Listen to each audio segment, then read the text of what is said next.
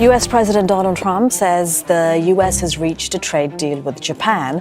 Trump says the agreement will see Japan invest $550 billion in the country. President Donald Trump has announced a trade deal with Japan that he said will result in Japan investing $550 billion into the United Japanese goods will now be facing tariffs of some 15%. That's instead of the 25% tariff. The cameras were still flashing when Donald Trump stepped to the podium, beaming with pride. He called it the biggest trade deal in American history. Reporters scribbled furiously as he announced the number. $550 billion, signed, sealed, and supposedly secured. It was meant to be a crowning moment. Proof that his hardline tariff strategy was forcing allies to invest directly in America. But only weeks later, the victory began to unravel spectacularly. Tokyo suddenly pulled the plug. On Live National television, Japan's new prime minister tore up the deal, calling it a threat to our national interest. What began as a photo op at the White House had morphed into a diplomatic earthquake. According to Reuters, Japan's finance ministry flatly refused to transfer even a single dollar until Washington gave up control over how the money would be used. The yen tumbled, Wall Street panicked, and the White House seethed. Because this wasn't just Japan saying no.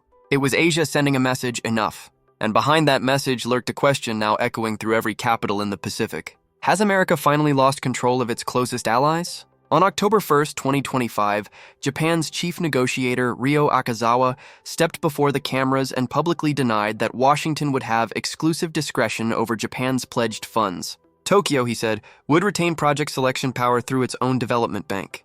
The statement may have sounded procedural, but politically it was a direct challenge to Washington's authority. Within hours, markets sensed trouble. Analysts realized the Trump-Japan partnership framework, unveiled only months earlier, might not survive its first quarter. Trump had revealed the accord with full fanfare in July 2025, standing on the White House lawn surrounded by American automakers and energy executives. He described it as the largest trade accord ever signed. The agreement, he claimed, would lower tariffs on Japanese exports from 27.5% to 15%, while directing hundreds of billions of dollars from Japanese investors into U.S. industries, shipbuilding, liquefied natural gas, semiconductors, and energy infrastructure. According to Bloomberg, Trump boasted that America will pocket 90% of the profits. The optics looked triumphant. Yet behind the smiles, negotiators on both sides privately warned that the framework was legally flimsy and dangerously one-sided. It wasn't a formal treaty and just apolitical understanding open to interpretation.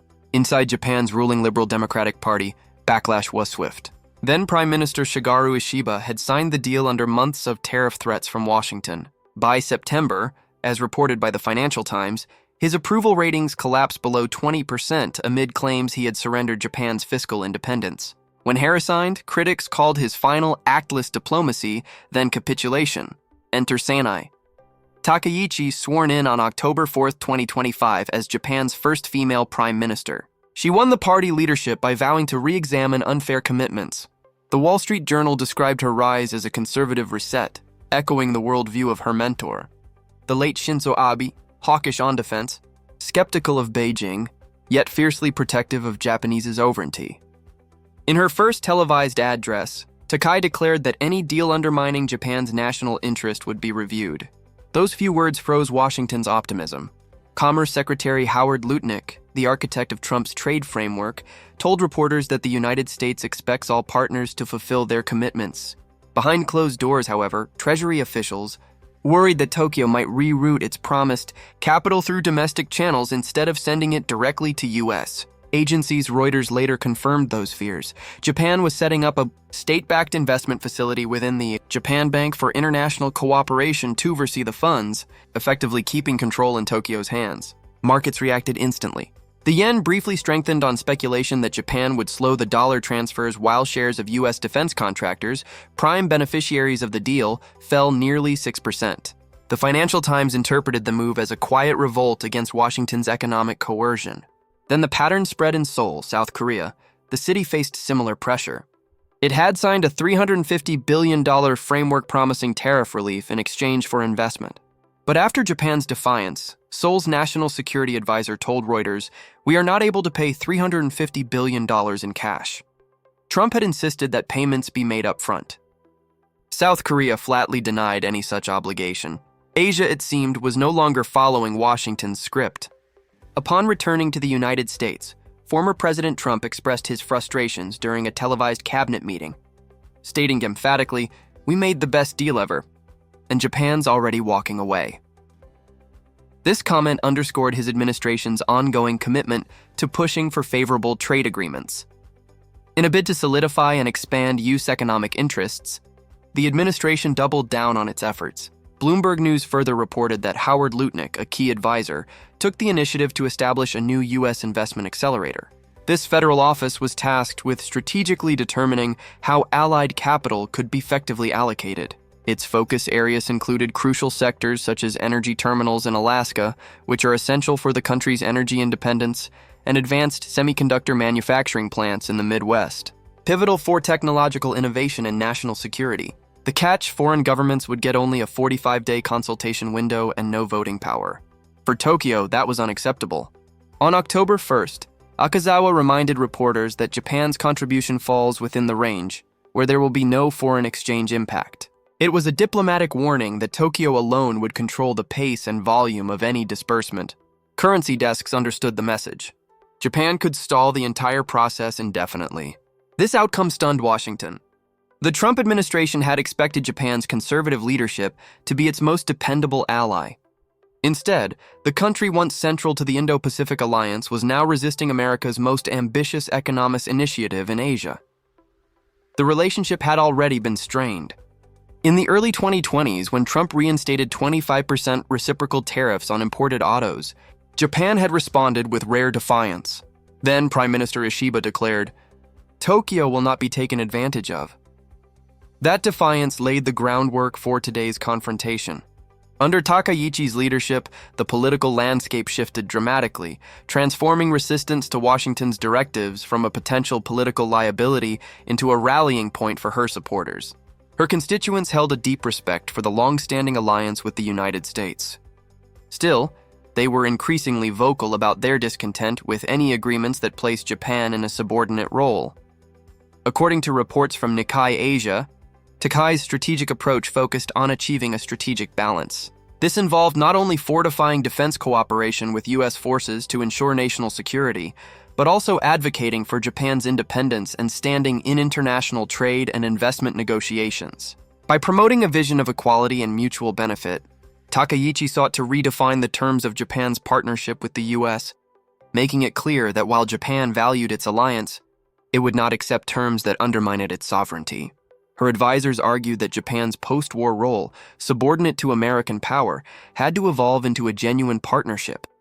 But the economic stakes remained enormous. The White House estimated that the Japan framework could create 700,000 U.S. jobs and revive industries hollowed out by globalization. Shipyards in Alabama and Texas had already been promised contracts worth billions. Bloomberg quoted Lutnick saying the plan would reindustrialize America without spending taxpayer money.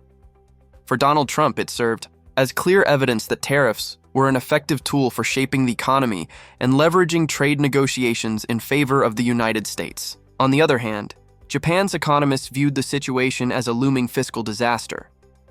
A confidential report from the finance ministry referenced by the Asahi Shimbun cautioned that the massive redirection of financial resources overseas could significantly undermine domestic investment, further escalating fiscal risks for the country. With Japan's national debt already exceeding an alarming 260% of its gross domestic product (GDP), even seemingly minor symbolic financial transfers of such magnitude could trigger instability in the bond markets and create apprehension among investors.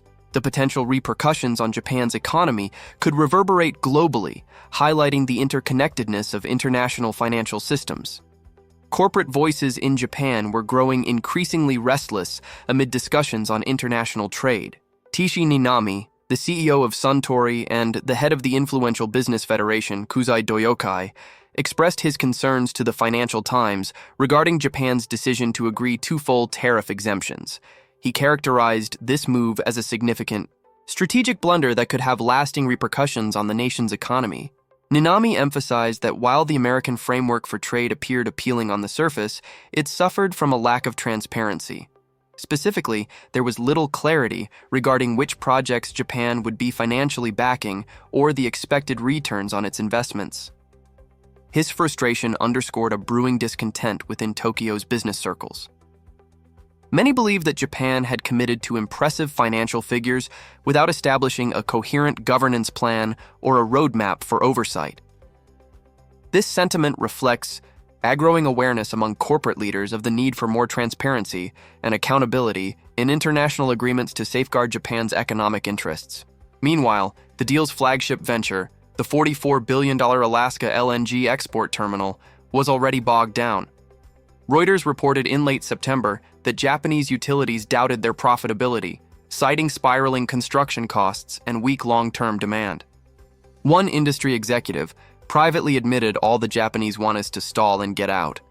Trump's advisors pushed back, arguing that Japan would benefit indirectly through energy security and geopolitical alignment.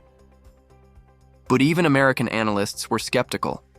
Christopher Johnston, Japan chair at the Center for Strategic and International Studies, told Politico that the framework was more official than what they had before, but less official than a formal trade agreement.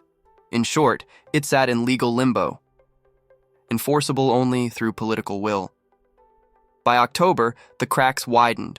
Japan abruptly canceled a planned trade delegation to Washington after discovering errors in the U.S. tariff implementation orders. Akazawa demanded a corrected executive proclamation. The White House refused. According to the Associated Press, that cancellation disrupted what Trump had hoped would be a victory tour across allied capitals. Across the Pacific, financial commentators began asking a bigger question. Was Washington's coercive trade model driving allies away faster than Beijing ever could? The Wall Street Journal observed that while China extends influence through loans, Trump was testing the opposite. Influence through tariff intimidation. Inside Takahi's cabinet, options were hotly debated. Should Japan comply and face domestic outrage, renegotiate and risk retaliatory tariffs, or delay indefinitely and test Trump's patience? Each path carried a serious risk. Analysts at Nomura Securities estimated that Japan could legally stretch payments over a decade without breaching commitments, effectively neutralizing the political pressure while keeping diplomatic channels open. Washington noticed. Lutnick warned that delays will have consequences, hinting at the return of punitive tariffs, but the credibility of such threats was uncertain. The U.S. manufacturing lobby, once enthusiastic about Trump's plan, now feared another round of trade turbulence. As one executive told the Financial Times, "We wanted investment, not a new Cold War with our best customer."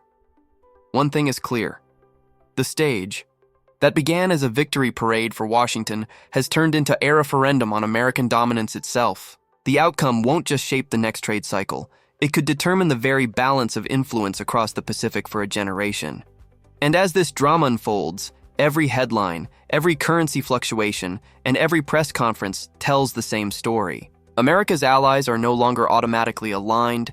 Their asserting independence and theory of unquestioned U.S. economic command may finally be over. So as the yen wobbles, the markets hold their breath, and diplomats scramble behind closed doors. One question remains: has Japan's quiet defiance marked the beginning of a new Asian century? One where Washington's word is no longer law? If you found this analysis insightful, make sure to like, subscribe, and check out our next deep dive video, exploring how shifting alliances are redrawing the global map of power and trade.